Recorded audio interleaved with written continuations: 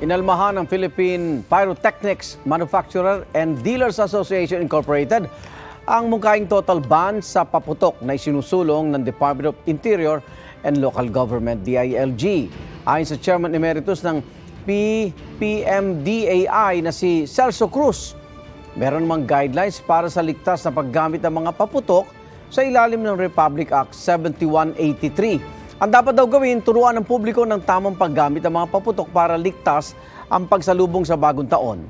Sinusulong ni Interior Secretary Benhur Abalos ang total ban ng paputok sa pangambang posible itong magdulot ng sunog. Inabiso na nila ang Bureau of Fire Protection kaugnay niyan.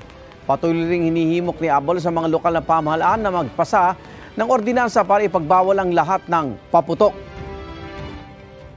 This is just my recommendation to all the mayors. I cannot force them because it is the right. No, I'm drafting now an MC na baka posible maihabol lang ito. Iterating all of the past all of the past MCs then, but again, asking na baka po pwede talagang totally yung pagdating sa paputok. I don't think na kailangan yan. Ang dapat is turuan ng mga taong mag-ingat.